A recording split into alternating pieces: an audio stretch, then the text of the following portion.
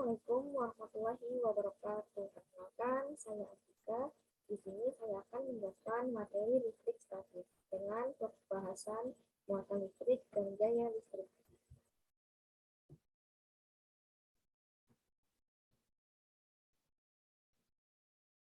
Muatan listrik. Atom terdiri dari inti atom dan di dalamnya ada proton dan neutron yang dikelilingi oleh elektron.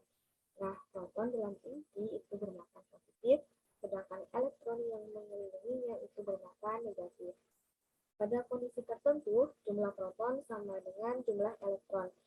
Dan keadaan ini atom dalam keadaan netral. Karena suatu kondisi tertentu, elektron dalam atom dapat berpindah.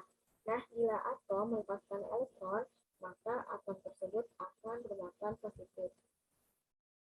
Namun, bila atom dalam keadaan tertentu menerima elektron, maka atom tersebut akan bermuatan negatif. Nah, berdasarkan percobaan Millikan, besar muatan elektron yaitu 1,6 dikali 10 pangkat minus 19 coulomb.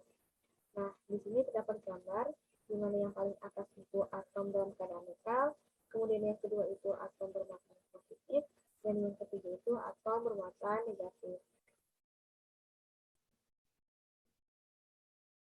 Gaya listrik. Ada dua jenis muatan listrik, yaitu muatan positif dan muatan negatif. Jika dua benda bermuatan listrik yang sejenis, misalnya positif dengan positif atau negatif dengan negatif, maka benda tersebut akan saling tolak-menolak. Namun, jika dua benda bermuatan tidak sejenis, yaitu positif dengan negatif, maka kedua benda tersebut akan saling tarik-menarik. Nah, peristiwa tolak-menolak atau tarik-menarik benda ini disebut dengan interaksi elektrostatik atau interaksi muatan-muatan listrik diam, atau disebut juga dengan gaya listrik. Nah, hubungan antara gaya elektrostatik benda bermuatan listrik dengan jaraknya itu pertama kali diselidiki oleh fisikawan Prancis, yaitu Charles Coulomb, di mana Charles Coulomb ini menyatakan gaya elektrostatis sebanding dengan muatan masing-masing, tetapi berbanding terbalik dengan status jaraknya.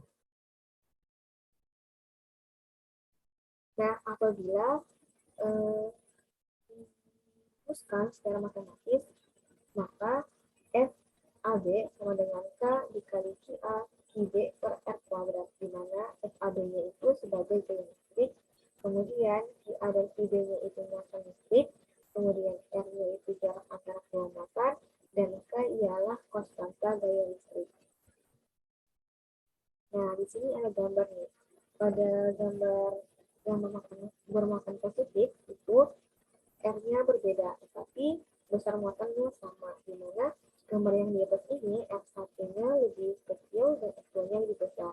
Nah, berdasarkan konsep Coulomb tadi, apabila gaya listrik itu berbanding terbalik dengan jarak kuadrat kedua muatan, maka bisa disimpulkan dari gambar ini besar gaya listrik yang lebih besar yaitu dengan jarak R1 karena jaraknya lebih kecil. Kemudian pada gambar di sebelahnya yang bermuatan negatif itu R-nya sama tetapi Q-nya berbeda, di mana QA dan QB lebih besar daripada QC dan QB. Nah, sehingga berdasarkan hukum Coulomb tadi, di mana gaya listrik itu berbanding lurus dengan muatannya, maka besar gaya listrik besar yaitu dengan muatan QA dan QB. Nah, karena gaya merupakan vektor, maka jika sebuah muatan listrik dipengaruhi oleh beberapa muatan, maka besar gaya Coulomb yang dialami muatan merupakan resultan dari gaya yang bekerja pada muatan tersebut. Nah, coba kita perhatikan pada gambar di sini, gaya yang bekerja pada Q1 akibat muatan Q2 dan Q3.